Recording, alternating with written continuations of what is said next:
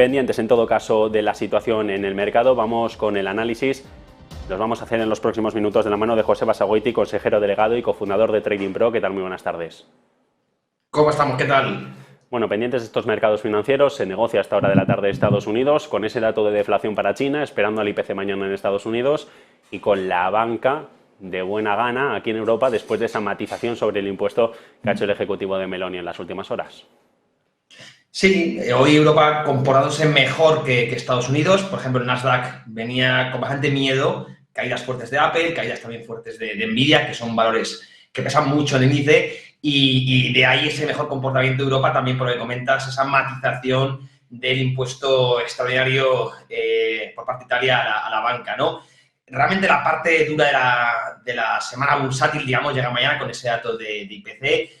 No olvidemos que, por ejemplo, la Fed de Cleveland, que bueno, hace unos análisis creo que muy atinados sobre expectativas tanto de PIB como de inflación, nos dan una cifra del 3,3, es decir, por encima de la expectativa de mercado. Cuidado si tenemos susto mañana en la cifra porque, bueno, esto puede provocar cierto terremoto bursátil. Si ya viene con cierta debilidad en los últimos días, con esa caída de las tecnológicas, pues si le añadimos un susto en la inflación, pues se pueden agravar, ¿no? Expectativas a 5 años de inflación también, medidas por swaps, muy por encima del objetivo de la Fed. Por lo tanto, nos encontramos en un entorno complejo, tanto a corto plazo, donde el efecto base puede empezar a castigar y, como digo, cifras en términos anuales pueden sorprender de forma negativa. Y además, si miramos a medio y largo plazo, 5 o 10 años, los swaps también nos indican que se está haciendo más pegajosa de lo que muchos pensaban. De hecho, creo que el mercado está empezando a poner en precio, o olfateándose, mejor dicho, un posible error de política monetaria futura de la Fed, por volver a ser expansiva antes de tiempo, ¿no? Todo esto, evidentemente, no es ni bueno a corto ni a medio o largo plazo. La inflación sabemos que es muy dañina, ya que exige tipos de interés pues nominales por encima de lo que hemos visto. Y yo siempre lo comento, no podemos esperar tener un ciclo como el de la última década, la década de la gran moderación, donde tuvimos estabilidad de precios, tipos muy bajos, liquidez a chorreos. Quizá entremos en una fase desconocida para muchos inversores, una fase más complicada para las bolsas y, desde luego, todo inversor tiene que tenerlo en cuenta. Quizá entremos, como ya he repetido varias veces, en un entorno más favorable para la gestión activa y quizá más perjudicial para la indexada o la gestión pasiva. Sí, de hecho, sobre esta situación de los mercados, BlackRock ha emitido un informe en las últimas horas, habla de una mayor volatilidad que puede beneficiar más a los emergentes que a los mercados financieros europeos o incluso a los estadounidenses.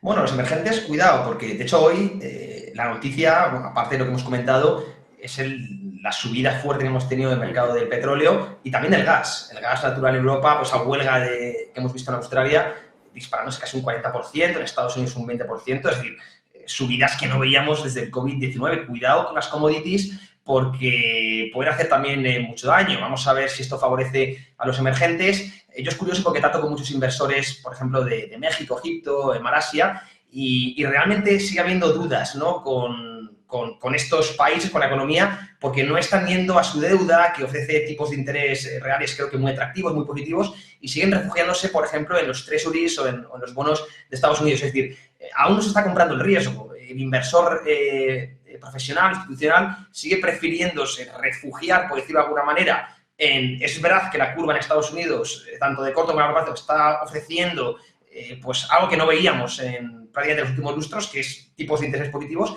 pero no se están yendo a emergentes que a priori ahora mismo están dando mejores rentabilidades, ¿no? No se fían. Y yo siempre digo lo mismo, es un ciclo complicado que también puede hacer daño a los periféricos, sobre todo si vemos repuntes del dólar, que no se descarta para nada. Así que, bueno, yo mantendría la prudencia. Creo que de momento, y esto es una opinión muy personal, la trade más clara no está en la renta variable, sino el mercado de deuda, pero no el mercado de deuda emergente, sino ser conservador e irse a lo seguro, ¿no? Es un ciclo complicado, por lo tanto, el mercado de bonos en Estados Unidos, desde mi punto de vista, es más que interesante ahora mismo.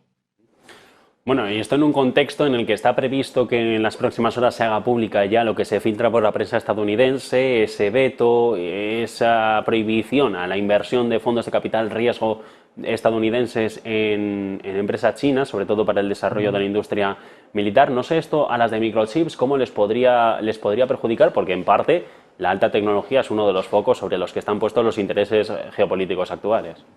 Sí, sabemos que Estados Unidos está en una especie de guerra comercial, ya no de divisas como hizo Trump, sino por la tecnología, ¿no? ¿Quién va a ser el hegemón en la próxima década? Parece que quiere aislar un poco a China, sabemos que el sector de los semiconductores es clave y bueno, esto vamos a ver cómo afecta. Yo creo que va a escalar bastante. De hecho, China, bueno, los datos macroeconómicos son muy malos. A mí me parece un poco extraño cómo está subiendo el petróleo con estos datos de China. China, no olvidemos que es el principal consumidor energético del mundo, pero desde luego hay que poner un poco el foco en esta guerra geopolítica que puede afectar evidentemente tanto a las empresas chinas como estadounidenses. Ya decíamos antes como Nvidia lo estaba pagando hoy muy caro, sabemos que Nvidia bueno, cotiza unos múltiplos desde mi punto de vista de ciencia ficción.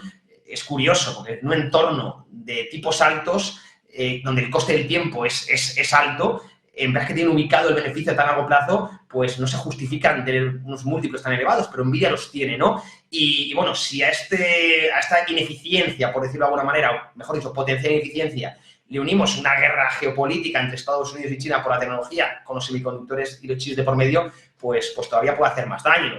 Mucha gente pone el foco en las tecnológicas.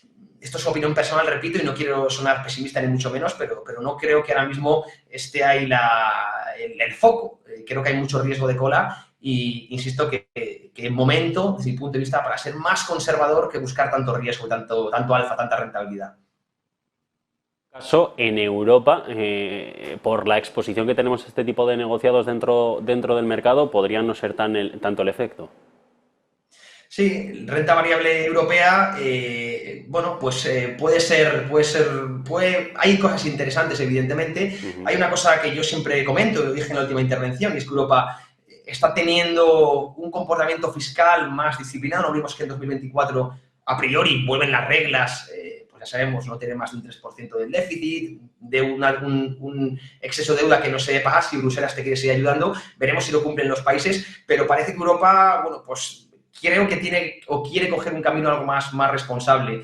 Pero cuidado, el BCE siempre va por detrás de la Fed. ¿Por qué? Porque ahora mismo vimos los PMIs, por ejemplo, de manufactura en casi todos los países de Europa, desastrosos, producción industrial en Alemania, más de lo mismo. Es decir, Europa lo está pagando muy mal. Eso es así, no nos podemos engañar. Sin embargo, parece que el BCE quiere seguir subiendo tipos. ¿Cuál es la justificación? Es difícil de entender. Bueno, la explicación que le doy yo es que no se puede quedar por detrás de la Fed. La Fed, de momento, la Banca Central de Estados Unidos, quiere seguir siendo dura. Hemos comentado que la inflación puede dar sustos. Es comprensible que Powell no quiera pecar no quiera, insisto, hacer los pecados que cometió ya Arthur Banks, por ejemplo, en el pasado, ¿no? Más un espíritu de Volcker, de preferir pasarse de frenada que quedarse corto. Y el BCE tiene que hacer lo mismo. ¿Por qué? Porque si no, va a caer una fuerte apreciación del euro y por lo tanto importar inflación. Entonces, realmente la clave de Europa la tiene la Fed. Esto es curioso y si la Fed quiere seguir subiendo, seguir apretando, va a romper Europa. Por lo tanto, ahora mismo, bueno, Europa como en todo, pues hay nichos interesantes. La energía creo que sigue siendo uno de ellos. Más value que growth. Insisto, esto ya es una opinión que tenemos en la firma de Trading Pro. Pero desde luego en renta variable, en agregado quizá no sea el momento más adecuado, pero como en todo, pues hay nichos interesantes que hay que buscarlos, analizarlos y con responsabilidad, por supuesto, invertirlos. Con esto nos quedamos. José Basagoiti, consejero delegado y cofundador de Trading Pro. Un placer de conversación. Buena tarde. Os mando un fuerte abrazo. Inversión, bolsa, criptomonedas. Te contamos la actualidad que mueve los mercados.